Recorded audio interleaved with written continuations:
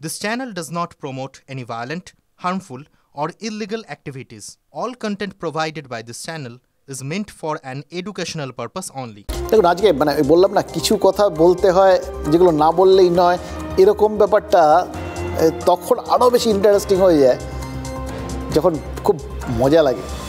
যেদিনটা গোটা অনেকগুলো ঘটনা ঘটে, যে ঘটনাগুলো আপনার চোখের সামনে বহু অঙ্ক বহু হিসেবকে খুব সহজে তুলে ধরে।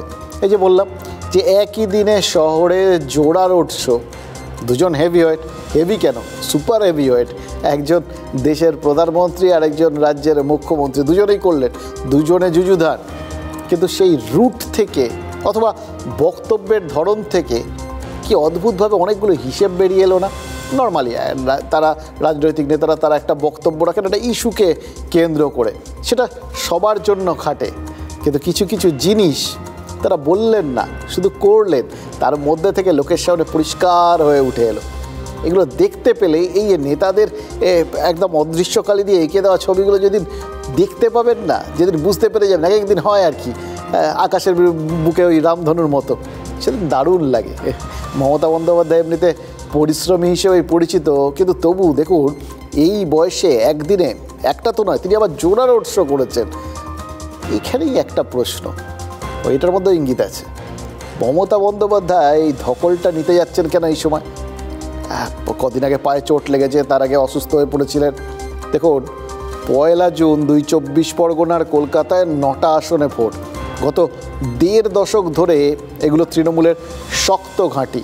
2019-এর প্রবল গেরুয়া হওয়াতেও কিন্তু এই ঘাঁটির খুঁটি এতটুকু আলগা হয়নি। এবার কেন তাহলে সেরকম জায়গায়, যেটা তো শক্ত ছিল শক্তই আছে, সদ্য ওই বিধানসভায় 213 আছে, তারপরেও কেন মমতা বন্দ্যোপাধ্যায় কীরকম জোড়া পদযাত্রা করতে হচ্ছে, তাও একদম শেষ পর্বে এসে?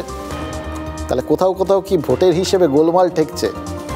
নরেন্দ্র মোদী প্রধানমন্ত্রী তিনি কিন্তু সংবাদ সংস্থাকে জানিয়ে দিয়েছেন গোটা দেশে সেরা পারফরমেন্স বিজেপির এই বাংলাতেই হবে। এবার সেটা নর্মালি প্রত্যেকে, আগে বিধানসভার আগে 200 বলা হয়েছিল, এবারও তো লোকসভা ভোটের আগের থেকে 400 পার বলে এসছেন। তাহলে বাংলায় এরকম একটা দুর্ধর্ষ পারফরমেন্স হবে, সেরা পারফরমেন্স দেশের মধ্যে বাংলাতেই হবে। এবার তার মধ্যে ভাবুন ওই উত্তরপ্রদেশ আছে, সব কিছুকে ছেড়ে বলার মধ্যে আসলে কি একটা মনস্তাত্ত্বিক লড়াই শুরু করে দেওয়ার চেষ্টা ছিল?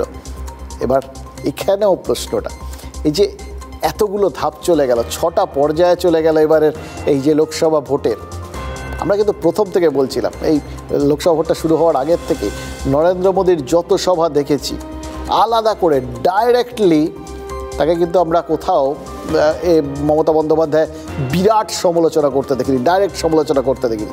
কিন্তু আস্তে আস্তে যত ধাপে ধাপে ভোটের শেষ পর্যায়ে আসছে, নরেন্দ্র মোদী কিন্তু তার সুর চড়াচ্ছেন এবং আক্রমণটা সুনির্দিষ্ট হচ্ছে। কারণ কি? ডেফিনেটলি কারণ আছে, জাস্ট ছোট্ট একটা হিন্ট আপনারা বুঝতে পারবেন আর কি। খেয়াল করে দেখুন প্রথম দিকের যতগুলো আসন ছিল সেই সমস্ত জায়গাতেই কিন্তু বিজেপির সবথেকে ভালো পারফরমেন্স, মানে আগের লোকসভা ভোট দেখলে। এবার নিজের শক্তির জায়গাতে কেউ কি কোথাও অযথা শক্তিক্ষয় করে নাকি অস্ত্রশস্ত্র সব বাঁচিয়ে রাখে, যখন লড়াইটা কঠিন হবে কিন্তু একটা চান্স আছে সেখানে সমস্ত অস্ত্র প্রয়োগ করার জন্যে? সেটাই কি এখন করছেন নরেন্দ্র মোদী? এবার এইখানেই টুইস্ট। তাহলে এই জায়গাটা, যে জায়গাটায় সব থেকে কঠিন লড়াই বলে নরেন্দ্র মোদী তার সেরা অস্ত্রগুলো বাঁচিয়ে রেখেছেন, সেরা অস্ত্রগুলো প্রয়োগ করছেন, ঠিক সেই জায়গাটাতেই মমতা বন্দ্যোপাধ্যায় এত ধকল নিচ্ছেন কেন? इस बार पूरे हिंदुस्तान में द बेस्ट परफॉर्मिंग स्टेट कोई होगा तो पश्चिम बंगाल होने वाला है। भारतीय जनता पार्टी को सर्वाधिक सफलता पश्चिम बंगाल में मिल रही है। বলতে হবে ভোট এখন, কখনো প্রধানমন্ত্রী বলেছিল যে আমি আগামী জন্মে বাঙালি হয়ে নাকি জন্মাবে, এখন কাশিতে গিয়ে বলছে আমি কাশির সন্তান। ভারতবর্ষের প্রধানমন্ত্রী যখন যেখানে ভোট হয় তখন তার মতো করে বাতিল করে ভাষণ দেয়। 2177-এর পরে তারপর বিজেপির পুরো শেষ হয়ে গেছে, এখানে সবাই তো তৃণমূলে ফিরে গেছে, ঝাঁকের পেয়ে ঝাঁকে মিশেছে। আলাদা করে বিজেপি আছে কোথায়? মোদী এসে চিন্তা করবেন 2-4 জন তৃণমূলের কিছু নেতাকে কিনে নিয়ে শতভাগ ভোট হয়ে গেছে। আমি বলেছিলাম 2019-এ তৃণমূলের যা সংখ্যা ছিল, আসন সংখ্যা ছিল, একটা হলেও বাড়বে, মানে 22 ছিল, খুব খারাপ হলে পৃথিবীর রসাতলে গেলে 23 হবে। তার মানে তো তাই। এখনো পর্যন্ত 9টা আসনে ভোটদান বাকি আছে, সপ্তম দফায় ভোট হয়নি। 33টা আসনে ভোট হয়েছে, 33টার মধ্যে তৃণমূল 23 বার করে দিয়েছে। খেয়াল করে দেখুন অভিষেকের বক্তব্যটা। এতদিন ধরে আমরা শুনছিলাম টার্গেট 42-এ 42, আমরা শুনছিলাম খুঁজে পাওয়া যাবে না বিজেপিকে, অথচ প্রথমে যে 33টা আসনে ভোট হয়ে গেছে এখন পর্যন্ত 6টা দফায়, তার মধ্যে 23টা তিনি নিশ্চিত করে নিয়েছেন বলে সন্তুষ্ট আছেন। মানে 10টা বাকি আছে, কিন্তু এই 10টা কার কাছে গেল? 10টা যদি আবার বিজেপি পেয়ে যায়, তারা তো মোটামুটি এমন একটা জায়গায় গিয়ে দাঁড়াবে। এবার শেষ দফায় 9টা আসনে ভোট, এই 9টা আসন এমনিতেই 9টা আসনের সবকটাই তৃণমূল কংগ্রেসের দখলে, কিন্তু অঙ্কের হিসেব কী বলে যদি এই 9টা আসনে 9টাই পেয়ে যায় বিজেপি, একটা তো চান্স আছে তাদের সামনে গতবার যা আসন পেয়েছিল 18টা, সেটাকে টপকে যাওয়ার। মানে আমি এটা অভিষেক বন্দ্যোপাধ্যায়ের এখন পর্যন্ত হিসেবটা ধরে বললাম, এবং তিনি কিন্তু যে কটা যা বলেছেন, মানে এটা দেখে আপনি বলবেন আরে বাস, এর মাঝখান থেকে বিজেপির কোথাও একটা গেইন হয়ে গেল, একটা আসন হলেও গেইন হয়েছে। আবার অভিষেক বন্দ্যোপাধ্যায় তিনিও কিন্তু অঙ্ক কষে দেখিয়েছেন একটা আসন হলেও ইতিমধ্যেই তৃণমূলের গেইন হয়ে গেছে, মানে একটা আসনে গেইন হলেই তারা খুশি ছিলেন। অভিষেক বলেছেন যে 23টা আসন তারা ইতিমধ্যে জিতে গেছেন, এবং খুব কম করে হলেও 23টা আসনে জিতবে তৃণমূল।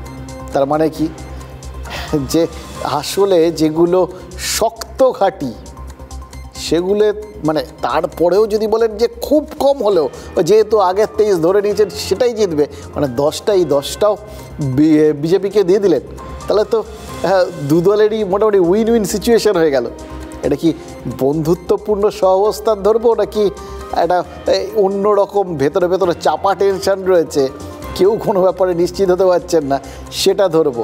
ওই বললাম যে জায়গাটা টেনশনের জায়গা, সবচেয়ে কঠিন জায়গা বলে বিজেপি বা নরেন্দ্র মোদী তার সেরা অস্ত্রগুলোকে বাঁচিয়ে রেখেছেন, তার মানে সেখানটায় তৃণমূলের সবচেয়ে শক্তির জায়গা, অথচ সেখানে তৃণমূল নেত্রী জোড়া পদযাত্রা করছেন, আর অভিষেক বন্দ্যোপাধ্যায় সেই আসনগুলো বাকি থাকা অবস্থাতেই বলছেন খুব খারাপ করলেও আমরা 23টা জিতে যাব।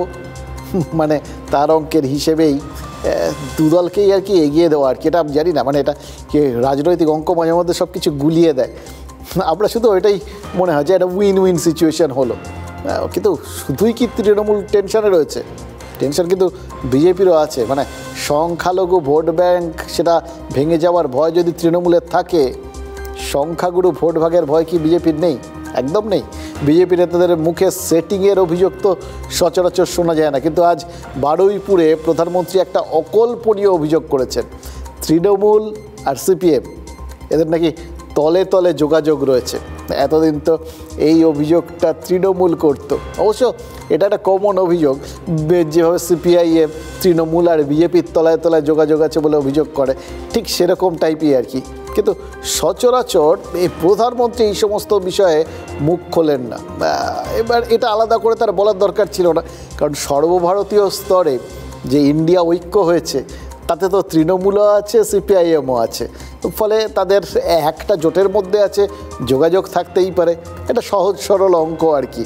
কিন্তু এখানে তো তৃণমূল নেত্রী ঘোষিতভাবে তৃণমূলকে ডিজোন করেছে, তাদের বিরোধী, আর সিপিআইএমেরও সরাসরি আক্রমণ হচ্ছে তৃণমূলের বিরুদ্ধে। এভাবে তেলে জলে মিশ খাওয়ার সম্ভাবনা থাকে নাকি? কিন্তু সেটাই তো করলেন নরেন্দ্র মোদী, এবং পরিষ্কার বললেন যে সিপিআইএমকে ভোট দেওয়া মানে তা তৃণমূলকেই দেওয়া।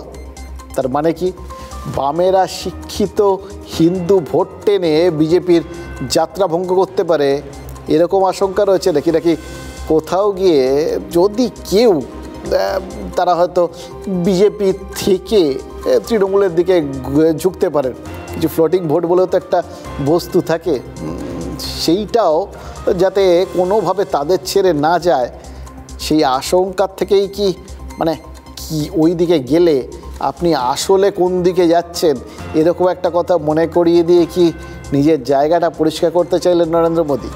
लोग जानते हैं कि सीपीएम को दिया हर वोट वो टीएमसी को ही जाएगा।